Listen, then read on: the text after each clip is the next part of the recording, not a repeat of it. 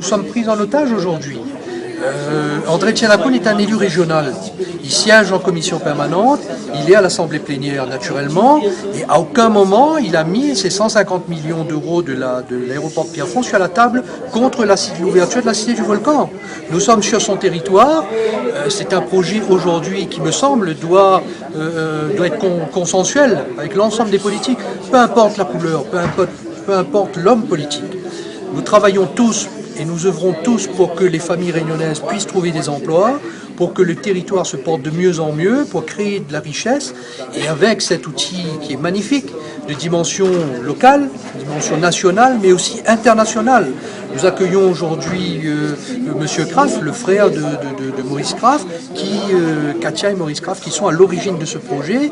Bon, il est vraiment désolé, il est déçu de voir que ça se passe de cette manière-là.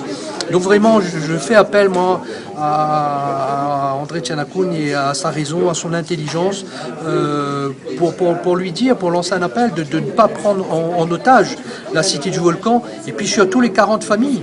Aujourd'hui, c'est un problème politique, demain, ce sera un problème social. Avec André Tchénakoun qui met sur la balance et prend en otage la Cité du Volcan, l'ouverture de la Cité du Volcan à condition que le président de la région fasse un virement de 150 millions d'euros pour l'aéroport de Pierrefonds.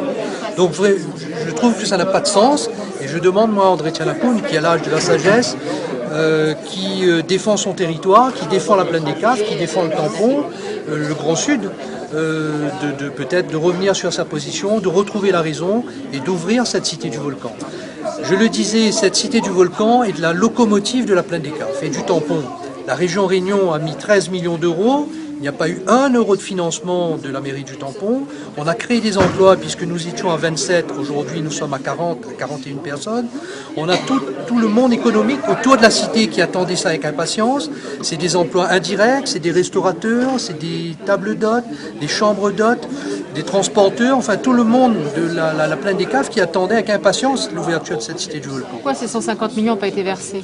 Écoutez, moi je ne veux pas rentrer dans ce débat-là. Oui, mais vous ne voulez pas rentrer dans ce débat-là, mais malgré tout, vous avez ouvert la conférence de presse avec ça, donc on ne peut pas répondre à une partie des questions. C'est pas moi qui ai ouvert la conférence de presse avec ça, c'est André Tchénakoun qui met ça dans la balance. Non, moi je parle de la Cité du Volcan, je suis président, directeur général de la SPL, j'ai un établissement à ouvrir, j'ai 40 familles aujourd'hui qui travaillent avec une épée de Damoclès vraiment sur leur tête pour les semaines qui vont venir. Et que les commerçants du Bourg-Murat sont aussi pris en otage. Et les commerçants du Bourg-Murat. Donc je dis vraiment, moi, André Tchénakoun, s'il aime son territoire, s'il aime le tampon, s'il aime la plaine des Caves, qu'il ouvre la Cité du Volcan.